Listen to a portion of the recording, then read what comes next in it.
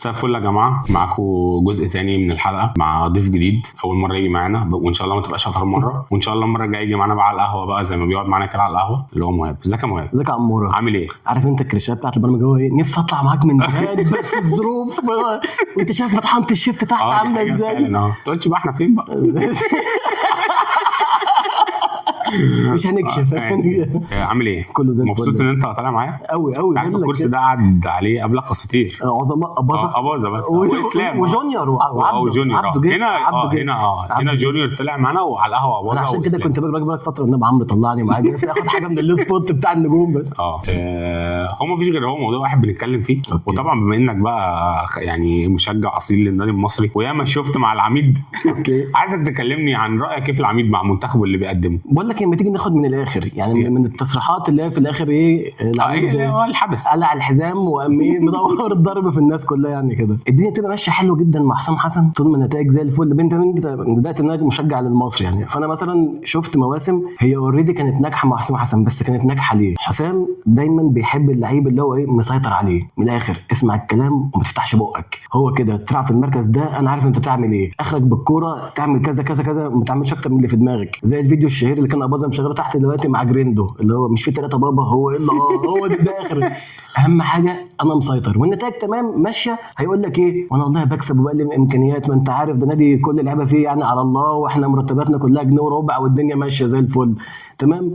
اول ما انت تبدا تعك شويه تعادلنا ماتشين وخسرنا ماتش، ما انا يعني اي حد غيري هيعمل ايه باللي انا قاعد فيه ده يعني تمام. وانا يعني كان معايا لعيبه فيرست كلاس وانا قلت لا ولا الدنيا ماشيه في ايه. فده الموضوع بقى خلاص دلوقتي متغير. انت بتدرب منتخب مصر في جيل مش هقول لك ان هو جيل عباقرة يعني، بس جيل ممكن يطلع يعني ايه شكل احسن من اللي احنا فيه ده شويه، وعندك امكانيات وعندك محترفين وعندك محمد صلاح ومرموش والدنيا حلوه يعني. طيب احنا وصلنا لكاس العالم في نظام تصفيات هو الاسهل على الاطلاق، بس انا عامه مبسوط يعني. احنا منك زي جيل التسعينات، فانت شفت يعني احنا كنا ايه وجع قلب يعني، كنا بناخد تمام نوصل بالسلامه عن المشهد بتاعنا في القبه هو بيتجلد في اول الفيلم. احنا شفنا تصفيات من ده كتير، فانا يا عم انا عايز اي لو تصفيات ماتش واحد هتودينا كده حتى ورقه انا موافق، فانا مبسوط. رحنا كاس افريقيا ده العادي يعني ما مش تمام.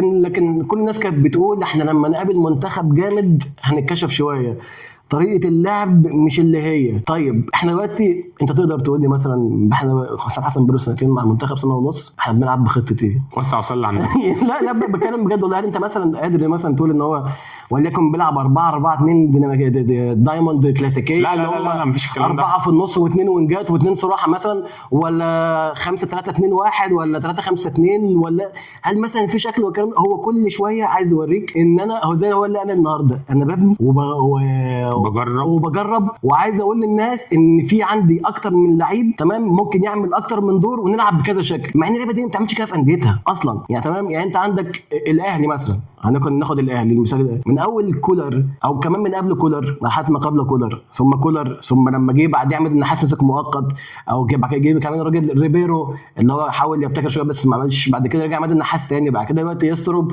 هو في الاخر بياخد طريقه لعب واحده مع شويه التزام اكتر في الملعب تمام، وكل لعيب يكون يعني لو يعني يامن دوره اكتر. سواء مثلا الاهلي مثلا دفاعيا مش قد كده فاحنا نقوي مثلا نص الملعب نلعب ب3 وبتاع، وهاف ديفندر رقم 6 يسقط مع الاثنين مدافعين. الخطه الشكل العام واحد تمام، حاجات بسيطه بتتغير في النص فقط لا غير. لكن احنا النهارده مثلا بتجيب لعيبه هو كلهم في الدوري بيلعبوا بطريقه واحده، لا احنا النهارده نلعب 3-5-2. مين بيلعب 3-5-2؟ مش ده النهارده يلعب ليبرو. محمد حمدي هو دلوقتي مرشح ان هو احسن باك ليفت في افريقيا، لا حسام حسن شايفه سيرد باك عادي. احنا برضو كده مره في سيزون مع المصري قال لك قلب الدفاع اسامه عزب، وجنبيه مين بقى؟ ودي اللي خلي بالك دلوقتي مصر تدفع ثمنها. الغلطه اللي صحت احمد ايمن منصور كان باك ليفت، هو اللي اول واحد لعبه سيرد باك تمام، والراجل كمان كان بيجيب اجوان كتير بدماغه لما فقال لك بس هو ده فاي حاجه هيعملها بعد كده باي لعيب ما اي حاجه خلاص هي تمشي. لما راح درب بيراميدز كان جايب صفقات زي ما انت فاكر بقى، وعنده كينو وعنده عبد الله السعيد والكلام ده،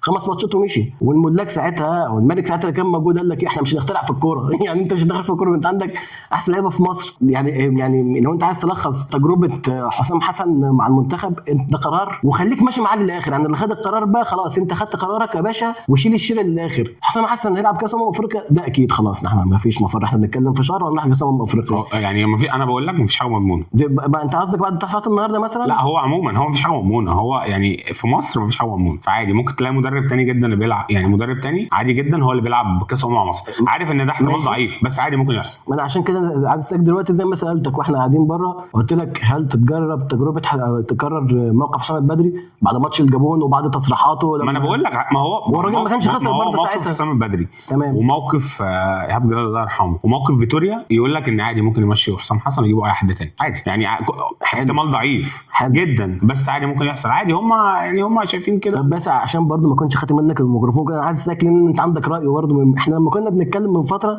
كان في جزء هزار وكان في جزء بتاع، بس انت كان كلامك الجد ان انت ممكن عندك امل ان المنتخب ده على الاقل مثلا يعدي دور المجموعات. ايوه عارف ليه بقى؟ عشان المنتخب ده في العادي لو انت هتتكلم كلام عقلاني هو ما يعملش اي حاجه. اوكي. بس فهو انت هتاخد عكس الكلام ده خالص، فهو ممكن تمشي معاه. بس خلي بالك احنا في كذا بطوله كنا دخلناها ما كانش حد مثلا ما بالظبط، ما انا قصدي عشان كده اللي احنا فعلا مش مرشحين. احنا 22 مع كيروش. هو المنتخب مع حسام حسن بيكسب في التصفيات وكل حاجه، بس احنا زي ما انت قلت مفيش خطه معينه، مفيش شكل معين، مفيش لعيبه بتلعب في مراكزها، مفيش حاجه انت ماسكها للمنتخب. تمام. فاحنا كلنا متوقعين ان لما يجي يلعب منتخبات قويه هيعمل ايه؟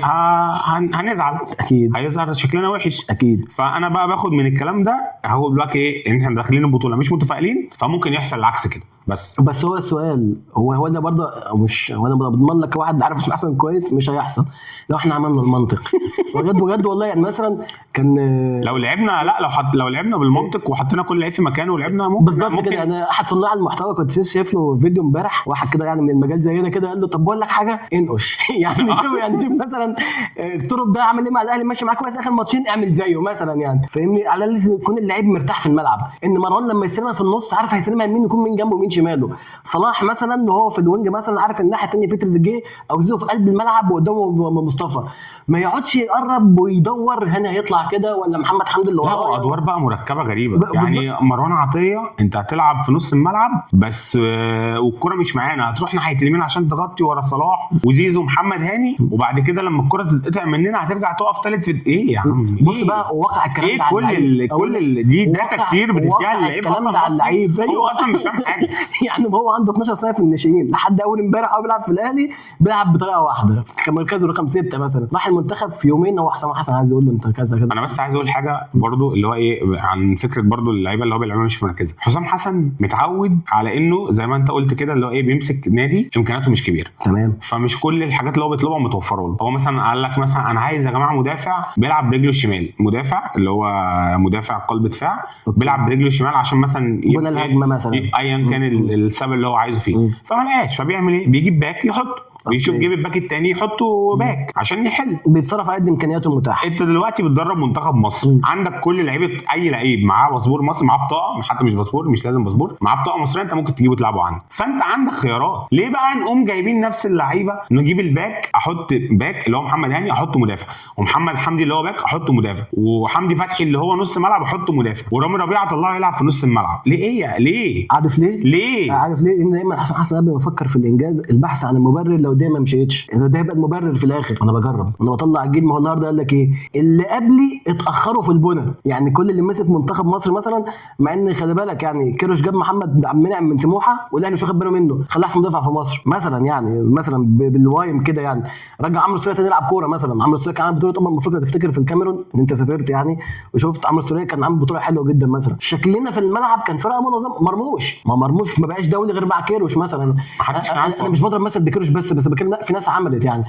فيتوريا كان ماشي كويس لحد ما افريقيا ما تعرفش ايه اللي حصل له في البطوله، يعني الراجل ده اتحول ولا اتفاجئ بس بالجو. فهو البنى ايه يعني؟ احنا في مثلا ماشي، انت بتقول ان الماتشين دول يعني تجربه، بتتكلم عن ماتشين بتوع اوزبكستان والنهارده كاب فيردي التجربه. طب احنا مين اللي كسبناه مثلا يعني طريقه اللعب اللي هو لعبها في التمرينتين دول، هو قال تمرينتين، طريقه اللعب في التمرينتين دول كسبت مين جديد؟ انت مين نور في عينك في المنتخب؟ ما هو مفيش. انت النهارده هو ممكن هو الوحيد شويه بس ده برضه اجتهادات منه، هو فتوح. ده قدرات شخصيه بالظبط. ما انا بقول لك لعيب بيحاول يجيب مستواه يعني عشان هو اصلا فتوح هو لعيب جامد. احنا بالظبط بيبعد عن الكوره يعني عن مستواه لاسباب مالهاش علاقه بالكوره، بس احنا بالاخر عارفين فتوح جامد جدا كمان. لو ركز يبقى من احسن الباكات في افريقيا. بس هو ده الوحيد يعني، دي الحسنه الوحيده في المعسكر كله هو مصطفى شوبير، ان فتوح رجع لاعب الى حد ما بقى ممكن تقدر تعتمد عليه أكيد. لان انا بقول لك اهو من دلوقتي اهو هتيجي في كاس الامم محمد حمدي ده هيزعلنا.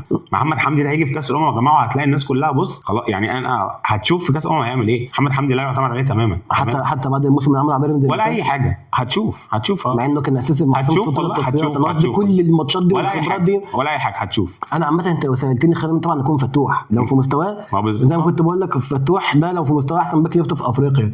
بس هل انت ضامن حتى انت مش ضامن حاجه المستوى البدني حتى مثلا عموما انت اللعيبه المصريه عموما انت مش ضامن حاجه يعني مش ضامن حاجه حتى اللعيبه المحترفه انت مش ضامن حاجه. ممكن لعيب النهارده يبقى جامد الماتش الجاي يبقى وحش. ايوه فما فيش اي حاجه مضمونه. اي حاجه في مصر مش مضمونه عموما. وهل اصلا كمان من المنطقي ده ان انت في ماتشين زي دول تتحجج بغيابات يعني تتحجج بغيابات قدام اوزبكستان؟ لا ما انت اصلا انت بص هم من الاخر هم جروه الحته وهو راح معاهم فيها بس اللي هو ده منتخب وحش وبتاع ومش عارف ايه فروحتهم لا ده وحش انا غيبات. لا هو كان يطلع يتكلم يا جماعه ده هم ماتشين ودي وبنجرب وخلاص وشكرا ولا غيبات ولا مش غيبات ولا بتاع وخلاص بس وعادي. انا مش مستني حاجه لا انا ده ماتش عادي اللي هو يتكلم عادي ببروك كده خلاص فيدي للناس انطباع ان اصلا في التصنيف برضه خلي بالك يعني هنعمل لي بالتصنيف. احنا زمان كنا بنحتاج التصنيف عشان كان اللي بيصعدوا كاس عالم 5 فبنحتاج التصنيف عشان تبقى تصنيف اول فتبعد عن السنغال والجزائر والمغرب ونيجيريا والناس دي. دلوقتي اللي بيصعدوا 1000 بياخدوا من افريقيا 1000 واحد يروح كاس عالم و500 يخش ملحق. فانا مش محتاج التصنيف في حاجه. هعمل ايه بالتصنيف؟ ان شاء الله ابقى التصنيف عايش. انت ممكن تلاقي معاك مثلا ايطاليا تصنيف ولا حاجه يعني انت ممكن تصعد وايطاليا ما تصعدش فانا مش محتاج التصنيف في حاجه. خلاص الكلام ده كان زمان مش هيفرق معاه في اي حاجه. حتى بعد 1000 في فرق ما صعدتش مثلا عندك زي نيجيريا مثلا ما عرفتش تعملها يعني في اتفه تصفيات ممكن تشوفها في حياتك يعني. والكاميرون عشان كده برضو كنت في مره بقول مع اباظه ان برضو هو حقائق التصفيات سهله بس برضو ان منتخب مصر يسعى كاس العالم دي حاجه مش قليله. اكيد طبعا دي حاجه طبعا. مش قليله وما ينفعش حد يقول لا اصل التصفيات سهله. هو نظام التصفيات سهل بس احنا يعني منتخب مصر او ان هو كسب كل الماتشات او يعني ما خسرش ماتشات كتير وما جاش فيه غير جولين طول التصفيات باين للناس اللي هو ايه يا عم دي سهل قوي. عارف أيوة. انت عامل زي ايه زي ما الاهلي كده يجي يكسب دوري ابطال افريقيا فتلاقي الناس بقى الزملكاويه يا عم دي بطوله سهله ده الكونفدراليه اقوى. لا ما هي سهله عشان الاهلي كسب كل الناس. سنين مش هي سهله عشان الاهلي كسب كل الفرق. ايوه فخلاص بنت الناس انما هي البطوله مش سهله. والاهلي ياخدها سنتين ورا بعض ويكسب 8 فرق مختلفه مثلا يعني من المغرب وجنوب افريقيا وتونس وكان يقول لك لا برضه البطوله مش هي. ما ايوه ما انت عشان الاهلي كسبان كل الفرق يكسبوا رايح ويكسبوا جاي وما بيخسرش خالص وما بيجيش فيه جوان فانت شايف ان البطوله سهله. ويوم ما الاهلي يخسر يقول لك هو كشف على حقيقته بالظبط كده فاهم. فهي احنا التصفيات بانت انها سهله عشان منتخب مصر كسب كل الماتشات. طب البريف بقى منك يعني من الاخر يعني عشان ايه اللي ممكن يحصل او انت شايف ايه اللي ممكن نعمله يعني او ممكن يعمله حسام حسن يعني على الاقل يبقى منتخب شكله كويس في افريقيا. ما بقولكش احنا هنخش ناخد البطوله بس على الاقل يبقى شكلنا مقنع يعني يلعب كل لعيب في مكانه. تمام دي اول حاجه بجد دي اول حاجه يلعب كل لعيب في مكانه واعتقد هو هيعمل كده. بس هو برضه هيخش في معضله لو المعضله اصلا الاساسيه لو انت ازاي هتلاعب صلاح ومصطفى محمد وتريزيجيه وعمر مرموش مع بعض. أوكي. تمام نفس برضه المشكله اللي في الاهلي وزيزو. احنا نسينا زيزو. تمام وزيزو وامام عاشور. تمام لو خدت امام عاشور ومروان عطيه وحمدي انت هتلاعب ادي دول كده 8 ومن غير ما نحط باكات ومن غير ما نحط مدافعين. اوكي فانت هتعمل ايه في كل دول؟ بس عامه الزعمه دي تبقى حلوه المدرب يكون عندك خيارات كتير. ايوه مع خيارات كتير تستغلهم لكن مش تعمل كلهم مره واحده. لا مستحيل طبعا فاهم. تمام واللي مش هيلعب منهم هيتقمص. انت شفت مصطفى محمد طلع عامل ازاي؟ طلع في الدقيقه 87 الماتش خلص تعادل وزعلان خارج زعلان والشناوي خارج في الدقيقه 94 عشان بس ندي الولد الثاني فرصه يلعب ضربات جزاء خارج زعلان. فانت هتعمل ايه مع الناس دي كلها؟ هي دي بقى الفكره. لو انت عرفت يعني تقيم اللعيبه دي كلها مع بعض كده تقومهم مع بعض واللعيب اللي يقعد احتياطي ما يبقاش زعلان ويبقى عارف ان هو عنده دور هينزل يأديه وممكن الماتش اللي بعديه تبقى محتاجه هو الاساس عشان الخصم مثلا مختلف تقدر تهندل الدنيا معاهم ساعتها ممكن نعمل حاجه. وهل اللعيبه دي دلوقتي ما بقتش حاسه بالقلق من حسام حسن اللي بيعمله ده؟ هو انا يعني مشكلتي في هو هل الواحد بيكون كده يضع على قلبه اللي هو يعمل النهارده ايه يعني فاهمني. انا حاسس انا شفتها في عينين محمد صلاح الماتش اللي فات. انا حاسس عارف انت متضايق في الملعب يعني هي عدته في حاجه غلط فاهمني يعني حاسس كده ان هو ايه كان ساعات كان مثلا تلاقي التعاون ما بينه وبين تريزيجيه مثلا، ولكن مثلا يعني اجيب لك مثلا ماتش المغرب في 2022 مثلا، كنت تلاقي مثلا التعاون مع ان ما كانش هاني بيلعب، كان عمر كمال وفتوح، الدنيا كانت حلوه قوي في الوينجات، كل واحد عارف مين هيعمل ايه وقعدته هيلاقي مين جنبه. أيوة. تمام. انا حاسس هو في الملعب متكتف في حاجه غلط، وحاسس في عينيه اللي هو اصلا ما بيلعبش جناح بصراحه، ما بيلعبش جناح، لان زيزو اللي بيلعب يعني لحد ما رامي شويه ناحيه الجناح، وراه محمد هاني وصلاح ضمم لجوه شويه، ومرموش مش عارف جاي بيلعب 9.5، وراه تريزيجيه جناح لا كتير يعني لعيبه كتير، لازم كل واحد يلعب في مكانه ويلعب عادي. يعني هتلعب مثلا في نص الملعب يبقى مثلا مروان عطيه وحمدي فتحي، والثالث بتاعهم يبقى امام، ما يبقاش لا تريزيجيه ولا زيزو، ده لو انت ناوي تلعب كده. أيوه. وقدام مثلا هتلعب بصلاح يمين، يبقى مصطفى في النص، ومثلا مرموش او تريزيجيه شمال. تمام. ساعتها هتركن زيزو، مش عشان مثلا زيزو او امام او تريزيجيه او لا، يبقى لازم نحطهم كلهم مع بعض، لا يلعب كل لعيب في ساعتها ممكن تلاقي شكل المنتخب ونعمل حاجه. خصوصا ان انت قلت انا جبت الخلاصه ان مش اللاعب المصري بالعبقريه ان انت كل ماتشين ثلاثه واحنا شايفينهم قدامنا. هو اللعيبه اللي في مصر يعني خططيه وبتفهم الكلام المدربين وتنفذه قليلين جدا، يتعدى اصابع الايد، قليلين جدا. أيوة. قليلين جدا صحيح. ان ما كانوا اصلا، لو ما كانوش اصلا هم يعني هم محترفين. يعني ممكن ما يكونش في لعيبه في الدوري المصري بتعمل كده، هم قليلين. وغير كده اصلا هو برضو يعني مع احترامنا وكل حاجه لحسام حسن، ما هو حسام حسن برضو هو اللي بيديهم التعليمات، مش مارشيلو ليب يعني، مش يعني اللي هو مدرب من نفس البيئه المحيطه بالظبط. يعني احنا كلنا شبه بعض، فما نضعفش على بعض عشان ربنا يكرمنا بس ما فيش حاجه ثانيه. الله على الله يعني اكتر من كده احنا دشملنا المنتخب. ده لك هتطلع دلوقتي، ربنا يستر. احنا بنجرب من دلوقتي في الفيديو الحلقه الجايه نلاقي برضه حسام حسن هو اللي بيدرب مش حد تاني يعني. شكرا لك حبيب عمور. المره الجايه بس تيجي معانا في القهوه خلاص والله، عشان الاجواء في القهوه مختلفه، بس انا مش بشيش هنجيب لك زبادي مانجا. يلا حبيب عمور. كيف لك